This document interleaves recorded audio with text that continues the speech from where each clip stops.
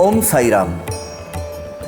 सुखी, संपन्न और आनंददायी जीवन जीने की राह यानी भगवान श्री साई बाबा का श्री साई सच्चरित, ये पवित्र पावन ग्रंथ। आइए आध्यात्म मार्ग पर चलिए पवार काका के साथ आनंद लेते हैं श्री साई सच्चरित के भावानुवाद का। ओम साई राम। सच्चिदानंद सद्गुरु साईनाथ महाराज की जय। भावानुवाद श्री साई सच्चरित की इस अभ्यास वर्ग में आज हम शुरू करते हैं अध्याय 10 पूर्वी 125 से। संत कथा श्रवण मनन, ये भगवत प्राप्ति के साधन बोले हैं। इसमें संत कथा श्रवण मनन परिशीलन व निधिध्यासन द्विज शूद्र सृजन पावन इससे होते हैं। अब पहले क्या था, अभी वो उस वक्त के ज़माने में कुछ समाज का एक ज़्यादातर जो बड़ा हिस्सा होता था, उनको ये भक्ति करने की भी इजाज़त नहीं रहती थी। निधिध्यासन यानी सतत चिंतन, एकाग्रता, निधिध्यास करना। संतों की कथाओं का श्रवण मनन परिशीलन यानी अभ्यास तथा आत्मचिंतन कोई भी कर सकता है तथा अपना जीवन पवित्र एवं मंगलमय बना सकता है।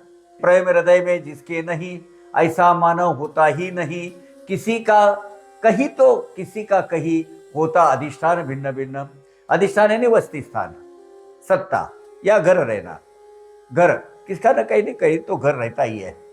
जिसके मन में किंचित भी प्रेम भावना न हो, ऐसा मानव इस जगत में कोई नहीं है। जिस मानव है तो उसमें प्रेम का भाव होता ही है। अब किसके प्रति कैसा हो वो अलग बात है। किसका प्रेम कब कहां और कैसा उद्देश्यरत होगा ये कहा नहीं जा सकता। प्रत्येक के प्रेम का स्थान तथा रीति भिन्न भिन्न होती है। किसी के प्रेम का स्थान संतति, किसी की वह धनमान संपत्ति, देह गृह लौकिक कीर्ति विद्या प्राप्ति किसी की। अब किसमें कौन से प्रांत में या कौन से विभाग में रुचि रहेगी बोल नहीं सकते। किसी को अपनी संतति के प्रति प्रेम होगा, किसी को संपत्ति प्रति, तो किसी को मान सम्मान के प्रति प्रेम होगा, किसी को देह गृह लौकिक कीर्ति में ही प्रेम होगा, तो किसी को विद्यार्जन में विद्या अर्जन करने के प्रति प्रेम होगा। प्रेम जो विषयों में होता, जब एक लक्ष्य बन जाता, हरि चरण मुषा में घुट जाता, तब वह प्रकट होता भक्ति रूप में। अब ये जो प्रेम है, जिन जिन विषय सुखों में प्रेम प्रतीत होता है, जब वे सारी प्रेम भावनाएं विषय सुखों से विरक्त होकर परमेश्वर के चरणों में सिमट जाती है, वही वो एक रूप हो जाती है, इमर्ज हो जाती है। तब वह प्रेम भावनाएं भक्ति रूप में प्रकट होना चालू हो जाती है। अतः ग्रह प्रपंच में सरल करो चित्त साई चरणों में अटल, फिर उनकी होगी कृपा मृदुल उपाय अति सरल। यह एक इसलिए घर संसार प्रपंच की सभी वस्तुएं साई चरणों में अर्पित कर दो। यह निरापद मार्ग है। एक बार यदि आपने अपनी श्रद्धा साई के चरणों में एकाकार कर दी तो साई कृपा होती है। बस एक कर्तव्य मात्र हेतु अपना संसार करना है। सबके प्रति अपने जो कर्तव्य है वो कर्तव्य भावना से वो निभाना है। बाकी अपना तन जब सब जो मन तन और धन, अगर शक्य हो तो धन, ये बाबा के चरणों में हमें समर्पित भावना से डालना है। हाँ, कर्तव्य प्रति जितने अपने भार्या प्रति, अपने बच्चों प्रति, संतति प्रति, अपने रिश्तेदारों प्रति आपको जो निभाना है वो निभा दो, लेकिन ध्यान रहे हमेशा सदगुरु के चरण में। ऐसे ही कुछ साधनों से महालाभ मिलता जनों को झट से, तब इस श्रेय संपादन हेतु से उदासीनता क्यों पालते। ऐसे इन सहज प्राप्त साधनों द्वारा साई चरण प्राप्ति का महान लाभ होता है। केवल इस थोड़े ही सुलभ प्रयास से साई चरणों की सहज प्राप्ति हो सकने पर भी लोग यह लाभ लेने हेतु उत्सुक क्यों नहीं होते हैं, ये समझ में नहीं आता। इसका तो एक आश्चर्य होता है, सहज भाव से मिल जाता है। कुछ क्या करना है, साई सच्चरित पढ़ना है, साई बाबा की लीलाएं सुननी है। सहज ही श्रोताओं के अंतर में उठेगी आशंका की लहर, उसमें मिलता महल लाभ अल्पोपाय में। महल लाभ, महत लाभ, महल लाभ ने महत लाभ, महान लाभ, अल्पोपाय में अनादर करते क्यों भोजन। यहाँ लोगों को एक सहज शंका होगी कि ऐसा ये सहज प्राप्त होने वाला महान लाभ लेने में लोगों को स्वारस्य क्यों नहीं है, रुचि क्यों नहीं है, वे इनकी उपेक्षा क्यों करते रहते हैं। है इसका भी एक ही कारण, लालसा भी न उपजे भगवत कृपा भी न। वही भगवान जब सुप्रसन्न प्रकट होती श्रवण लालसा, इसका एक ही कारण है कि भगवान की कृपा हुए बिना हम भक्ति भी नहीं कर सकते। भगवान प्रसन्न होते ही भगवान का स्वरूप जानने की, उनकी कथा सुनने की इच्छा अपने आप प्रबल हो जाती है और वो अपने एक कशिश ऐसी तैयार होती है और हम भगवान की तरफ खींचे जाते हैं। अतः साई की जाओ शरण, कृपा करेंगे साई नारायण। श्रवण लालसा का होगा जनन, स्वल्प साधन हावे हाथ में। इसलिए हे भक्तजनों, साई भगवान की शरण ग्रहण करो। साई नारायण की कृपा होते ही अपने आप आपके मन में कथा सुनने की और कथा श्रवण करने की लालसा जागृत हो जाएगी और सहज भाव से आपको एकदम सहजता से आपका जो साध्य है वो भक्ति का साधन जो है प्राप्त हो जाएगा। मैं तो कहता हूं भक्ति का साधन यही साध्य है अपना, बाबा के चरणों में जाने का, तो भक्ति तो पनप ही जाएगी आगे। गुरु कथा की सत्संगत, सुलझाओ गुत्थी संसारगत, इसी में तुम्हारा सार्थक निश्चित, किंचित भी संशय न मन में रखे। सदगुरु की कथा श्रवण का सत्संग करे, संसार के बंधनों से जंजालों से मुक्त होकर परम सुख मोक्ष सुख की प्राप्ति करे। इसी विषय में मन में ही किसी भी प्रकार की शंका न करे, किसी भी विषय में। यही मनुष्य के जन्म का यही तो उद्देश्य है। लाख चतुराई तज कर, साई समाये स्मरण करे निरंतर, देखते देखते होगा बेड़ा पार, संदेह न करो कुछ भी। चतुराई यानी होशियारी, कुशलता, चातुर्यता, चतुरता, ये इस मूवी में इसका अति सयानापन ऐसा उसका एक अर्थ ध्वनित होता है, ये प्रतिध्वनित ये होता है। अपने मन की चतुराई त्याग कर दो। साई साई भवतारक मंत्र नित्य जब उसका जाप करते रहो तो हम प्रापंचिक आसक्तियों से संपूर्णतः पूर्ण रूप से बंधन मुक्त हो जाएंगे और इस विषय में किसी भी प्रकार की शंका मन में नहीं धरना। भगवान हमारा उद्धार करेंगे, साईनाथ महाराज हमारा उद्धार करेंगे, ये बिल्कुल 100% इस पर जरा भी शंका न रहे।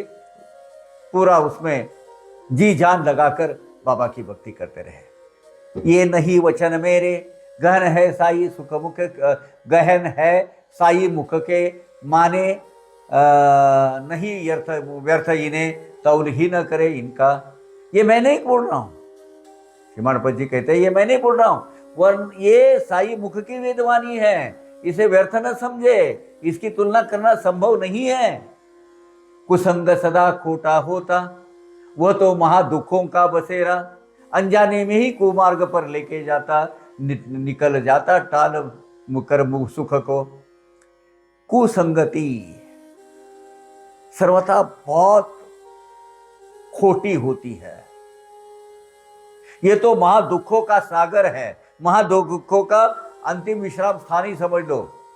अनजाने में ही वो कुमार्ग पे जाता है। देखिए, हमें सच्चे मार्ग पे जाने के लिए प्रयास करने पड़ते, गंदे मार्ग पे जाने के लिए प्रयास नहीं करने पड़ते। तो हम मुख के मार्ग से, सुख के मार्ग से भटक जाते हैं। क्यों? क्योंकि हम सच्चे मार्ग में जाना नहीं चाहते। एक साईनाथ के बिना अथवा एक सदगुरु बिना कुसंग का परिमार्जन कौन करेगा और दूजा। परिमार्जन, निराकरण, समापन, निरसन, इस कुसंग का परिमार्जन सदगुरु साईनाथ के अतिरिक्त और कौन कर सकता है। करुणापूर्वक सुखम गुरुमुख से श्रवण, निकले जो गुरु वचन, करो करो भक्तजन जतन, कुसंग निरसन होगा। सदगुरु साईनाथ भगवान के मुख से निकले हुए ये अमृतवाणी, इस करुणापूर्ण गुरुचनों का नित्य स्मरण करते रहो बाबा, उसी से आपकी कुसंगति का निवारण होगा। सृष्टि सौंदर्य समाये नयनों में, सौंदर्य लोलुप मन रम जाए उसमें, वही दृष्टि जब पलट जाए पीछे सत्संग में तब वो जाती वो रम जाती।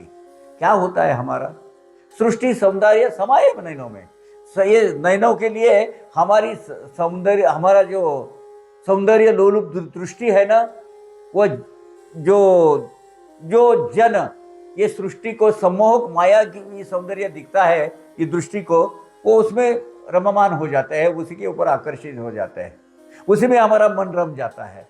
परंतु जब वही दृष्टि हम पीछे मुड़कर प्रयत्न पूर्वक अपने ही अंतरंग की ओर मोड़ देंगे, तो तब मन में सत्संग रमने की भावना खड़ी हो जाती है।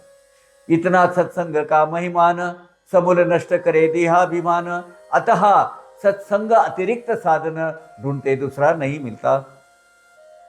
इतना महत्व है सत्संग का। सत्संग से अपना संपूर्ण देहाभिमान जल जाता है। इसलिए सत्संग समान श्रेष्ठ दूसरा कोई अन्य साधन उपलब्धि नहीं है। धरो नित्य सत्संग, अन्य संग नित्य सव्यंग, सत्संग एक ही निर्व्यंग, अंग प्रत्यंग निर्मल।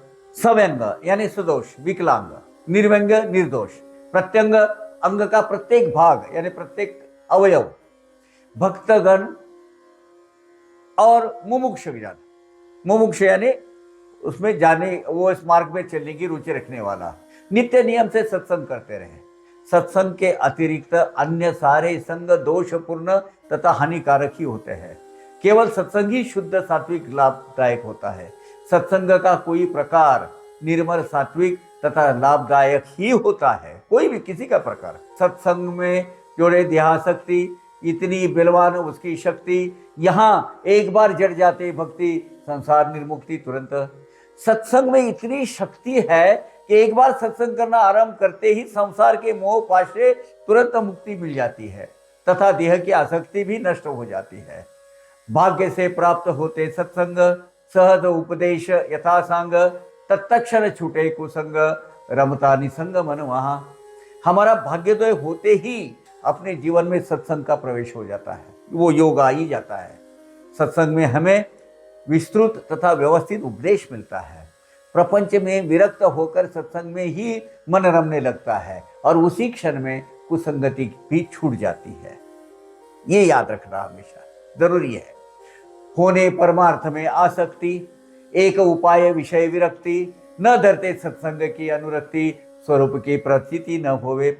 परमार्थ प्राप्ति हेतु प्रापंचिक सुख तथा विषय सुखों से पूर्ण विरक्ति ही एक सरल तथा उपयुक्त उपाय है। पारमार्थिक जीवन में प्रवेश करने के लिए यदि सत्संग का आकर्षण न हो तो हमें अपना सत्य स्वरूप ज्ञात ही नहीं हो सकता। सुख के पीछे आता दुख, दुख के पीछे आता सुख, जीव सदा सुख के सम्मुख, वही विमुख होता दुखों से। हमारे जीवन में सुख के पीछे दुख, दुख के पीछे सुख, ये चक्र चलते रहेगा, ये गतिशील है। हमारा मन सदा सुख की चाह करता है, चाहत में रहता है, सुख की कामना रखता है, परंतु दुख के समय वो दुख से दूर भागकर पीठ दिखाने का प्रयास करता है, लेकिन हालांकि उससे छुटकारा नहीं होता। हुई है सन्मुख वा विन्मुख, होनी तो होगी ही निशंक, इन उभय भागों का मोचक, केवल संत संग केवल संतों का। सुख के सामने जाओ अथवा दुख को पीठ दिखाओ, जो घटित होने वाला है वो होने वाला ही है और वो होकर ही रहेगा। इन दोनों अवस्थाओं में मुक्ति प्राप्त करने का केवल सत्संग ही एक उपाय है और यही एकमात्र साधन है। सत्संग से नाशे देहाभिमान, सत्संग से टूटे जन्म मरण, सत्संग से मिले चैतन्य घन, ग्रंथि विच्छेदन तत्काल। सत्संग की महत्व बताइए बाबा ने यहाँ। सत्संग से देहाभिमान नष्ट हो जाता है, प्रापंचिक बंधनों की गांठें टूटकर जन्म मरण के चक्रव्यूह से छुटकारा मिल जाता है। सत्संग से ही हमें चैतन्य घन परमेश्वर की प्राप्ति होती है। पाने हेतु उत्तम गति, पावन एक संत संगति, शरण जाते ही अनन्य गति, बनती दासी निज विश्रांति। परमार्थिक प्राप्ति अर्थात परमेश्वर प्राप्ति हेतु या परमेश्वर प्राप्त करने की प्रगति साधने हेतु सत्संग यही एक पवित्र और मंगल साधन है। सत्संग से में भगवान की अनन्य भाव से शरण ग्रहण करने की मोक्ष सुख अपना दास बन जाता है। नहीं नाम नहीं नमन, नहीं भाव नहीं भजन, उसे बनाने निज परायण, संत धारते अवतार। जो भगवान का नाम स्मरण नहीं करता, प्रेम भाव से वंदन नहीं करता, भजन पूजन नहीं करता, ऐसे लोगों का उद्धार करने के लिए उसके लिए ही संत का अवतार हुआ है। गंगा भागीरथी गोदा, कृष्णा वेन्ना कावेरी नर्मदा, ये भी चाहती साधु पदरज, आवे कब स्नानार्थ। ये जो जितनी नदियां है, पवित्र नदियां, गंगा भागीरथी गोदावरी कृष्णा कावेरी नर्मदा वेन्ना आदि पवित्र नदियां भी साधु के संतों के चरण उनके जल में कब पड़ते हैं इसकी राह देखती रहती है। साधु संत उनके जल में स्नान करे, ऐसी उनकी उत्कृष्ट बोले तो बहुत ही ऊंचे दर्जे की अभिलाषा रहती है। संतों के चरण विंदों का उनके जल में अभिषेक हो, ऐसी उनकी मनपूर्वक इच्छा रहती है। ये पवित्र गंगा नदी जिसको हम भगवान का स्वरूप मानते हैं, वो भी संतों का स्वागत करने हेतु तो आतुरता उसमें जागी रहती है सतत। संत स्वयं जगत के पाप धोती, पर इनकी उनकी पाप निवृत्ति, बिना संत पद प्राप्ति होती ना वह कदापि। ये नदियां लोगों के सारे पापों को धो डालती है। अपना पवित्र जल से जल देवता लोगों के पापों का क्षालन करती है, परंतु जल देवता को भी इन पापों को नष्ट करने हेतु संतों के चरणों की अपेक्षा आकांक्षा रहती है, उनकी अपेक्षा रहती है। संतों के पवित्र चरण स्पर्श से ही जल देवता के सारे जो लोगों के संचित किए हुए पाप है ना, वो नष्ट हो जाते हैं। जन्मांतरों के भाग्य उदय हुए, साई महाराज साई के चरण पाए, जन्म मरण ठेले गए, हर लिए भव भय समस्त। अनंत जन्मों के पूर्व पुण्य संचय के स्वरूप भाग्योदय होने पर श्री संत महंत के चरणों का लाभ हमें मिला है। ये बहुत बड़ी उपलब्धि है इस जन्म की। इसी से कारण ही जन्म मरण के चक्रव्यूह से मुक्ति पाकर संसार भय का निवारण हो जाता है। अब संत श्रोता जन किए श्रवण का करे मनन, विश्राम करे सर्वजन, निरूपण अग्रसर आगे का। अब हे संत स्वरूप संत जो श्रोताजन हो, आपका विनम्र वंदन कर कर आपको प्रार्थना करता हूँ, अब तक सुनी हुई सारी कथाएं का मनन चिंतन करने हेतु थोड़ा विश्राम ले, आत्मचिंतन के माध्यम से उस पर अध्ययन करें, अब निधि ध्यासन करें, फिर आगे निरूपण आरंभ करेंगे। हेमाड़ साई की चरण, मैं तो उनकी पादत्राण, करता रहूँगा कथा निरूपण, सुख संपन्न होऊंगा उनसे ही। हेमाड़ पंथ, ये जो हेमाड़ पंथ खुद का है, अपना बयां करता है, यहाँ हेमाड़ पंथ साईनाथ की संपूर्ण शरण ग्रहण करता है। मैं तो केवल साईनाथ के पाँव की जूती हूँ, उनकी आज्ञा अनुसार ही मैं निरूपण करता रहूंगा, उसी से मैं सुख संपन्न हो जाऊंगा। कितना मनोहर यह वह सुंदर ध्यान, मशीद के वोटे पर सगुन, करते प्रत्येक को बुद्धि प्रदान, भक्त कल्याण हेतु। द्वारका माई के वोटे पर खड़े रहकर भक्तों के कल्याण हेतु भक्तों को बुद्धि रूपी आशीर्वाद प्रदान करते हुए साईं भगवान के वो सुंदर मनोहर रूप का क्या वर्णन करें, क्योंकि साईं भगवान का ये सुंदर मनोहर रूप हेमाड़ पंथ जी ने खुद देखा हुआ है। संसार मिथ्या जिसका ज्ञान, ब्रह्मानंद में अखंड लीन, मन सदैव खिला समान, साष्टांग नमन उन्हें। साईं बाबा का मन वो तो सदैव खिले हुए फूल के समान है। संसार मिथ्या है, जगत भ्रम है, इस शाश्वत ज्ञान के साईं भगवान मूर्तिमान स्वरूप है। ब्रह्मानंद में अखंड रमने वाले साईं भगवान, उनके चरणों में मैं साष्टांग नमस्कार करता हूँ। नयनों में जब आंजे ज्ञानांजन, स्थान पर ही देवे निज निदान, ऐसा जिस साई का महिमान, साष्टांग नमन उन्हें। भक्तों के नेत्रों में ज्ञान रूपी अंजन आंजने वाले, शाश्वत सुख का अंतिम स्थान प्राप्त कराने वाले साईं भगवान महान है, उन्हें मेरा साष्टांग नमस्कार है। अगला अध्याय इससे भी विशेष, अगला अध्याय क्या है, उसका वर्णन किया है। अगला अध्याय से भी विशेष श्रवण द्वारा करते अंतर में प्रवेश करते पुनित हृदय मंदिर खास खल मल सकल धुल जाए। अगला अध्याय इससे बहुत सुंदर है। 11वां अध्याय जो रुद्र अध्याय बोलते हैं, हम उसका अभ्यास बहुत शांति से करेंगे, क्योंकि सब साई चरित्रों में अगर रुद्राध्याय पढ़ते रहो ना 11वां और 15वां, तो आपका कल्याण हो जाता है। श्रवण द्वारा इस अध्याय के अंतरंग में प्रवेश करने पर आपका हृदय मंदिर पवित्र और पावन होगा। अगला अध्याय तथा मन के सारे विकार संपूर्ण रूप से निकल जाएंगे। स्वस्ति श्री संत सज्जन प्रेरिते भक्त हेमाड़ पंत विरचिते श्री साई समर्थ सच्चरिते श्री साई समर्थ महिमानम नामम दशमोध्यायः संपूर्णः। श्री साईनाथार्पणमस्तु। शुभम भवतु। संतों तथा सज्जनों की प्रेरणा स्वरूप प्रत्यक्ष अस्तित्व में आए हुए भक्त हेमाड़ पंत द्वारा रचित श्री साई सच्चरित्र का साई समर्थ महिमानंद नामक का 10वां अध्याय यहाँ संपूर्ण होता है। सदगुरु साईनाथ महाराज को यह अध्याय अर्पण करता हूँ। सबका भला हो, सबका मंगल हो। सच्चिदानंद सदगुरु साईनाथ महाराज की जय। अवघा रंग एक झाला, अवघा रंग एक झाला, रंगी रंगला श्रीरंग, रंगला श्रीरंग, रंगला श्रीरंग। अवघा रंग एक झाला, अवघा रंग एक झाला।